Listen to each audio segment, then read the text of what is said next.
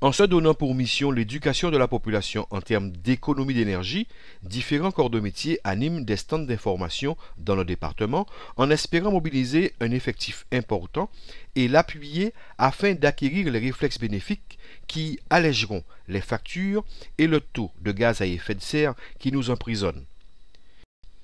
Ici, sur la place tricolore de la commune de Sainte-Rose, de précieux conseils ont été encore prodigués pour que vivre dans une habitation répondant aux normes écologiques facilite toutes les économies, tant financières qu'énergétiques. On fait en sorte que les pièces sont traversées par la lisée.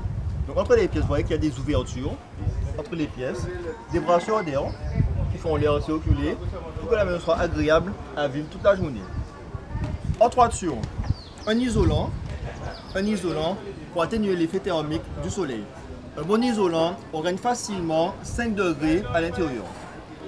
Il est important aussi de bien orienter les chambres. Les chambres seront mises au soleil levant pour pouvoir prendre le soleil le matin. Donc l'après-midi, les chambres seront à l'ombre et elles seront agréables à vivre en soirée qu'on va dormir.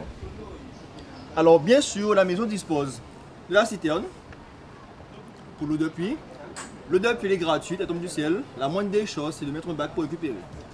L'eau de pluie peut servir à arroser les plantes, à faire la vaisselle, à mettre dans les WC. Elle est gratuite. Nous avons aussi le chauffe-eau solaire. Je le mets ici. Le chauffe-eau solaire. Pour avoir le chauffe-eau solaire, le chauffe-eau, grâce au soleil, permet d'avoir de l'eau chaude solaire gratuitement. Et on peut aussi le relier à son lave-linge pour laver son linge avec de l'eau chaude solaire gratuite. Sous nos latitudes, la température incite à équiper sa maison d'un climatiseur, même si l'on sait que c'est une source de dépenses et que les écologistes ne recommandent pas son installation.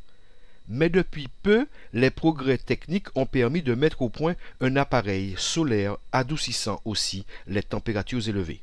Il s'agit de la climatisation solaire, donc un produit innovant ici en Guadeloupe, bien entendu répandu déjà dans plus de 100 pays. Donc la climatisation solaire avec une économie allant jusqu'à 70%, données constructeurs bien entendu, allant jusqu'à 70% d'économie. Alors déjà vous avez un produit, donc c'est une clim qui se compose de deux parties, donc le bloc intérieur et le bloc extérieur. Donc le bloc extérieur avec des tubes sous vide, donc ils vont capter l'énergie du soleil sous un effet thermique qui va vous chauffer le gaz et vous donner du froid.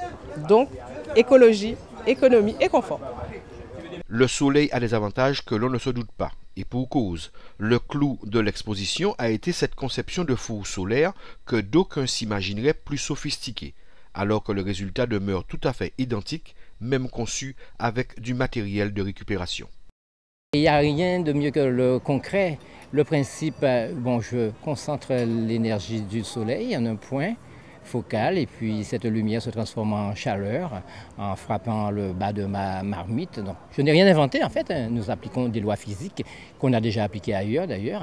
À la limite, je n'ai fait que copier et utiliser surtout ce qu'on trouve dans nos déchetteries. D'ailleurs, je remercie les gens des déchetteries qui aimablement me laissent fouiller dans ce qu'on appelle Zodi en créole, mais qui pas Zodi pour l'aumône, qui dans le besoin, notamment dans le tiers-monde. Et c'est aussi un exemple puisque nous avons travaillé avec des gens en Afrique, en Inde et bientôt en Haïti également pour que ces gens puissent, à partir de ce qu'ils ont et non pas en achetant, c'est un mot qu'on essaie de bannir, acheter, puisqu'on sait qu'avec la crise, il y a tout un système qui s'effondre. On voudrait en même temps, par un élan de créativité, renouveler les perspectives de notre pays, Guadeloupe, qui a chaque jour un astre solaire qui nous dit « Tiens, voilà 1000 watts au mètre carré, prends-les pour toi, c'est gratuit, il n'y a pas de facture, il n'y a pas de TVA. » Le riz a bien cuit dans un récipient dont la quantité d'eau a atteint la température de 100 degrés en une vingtaine de minutes.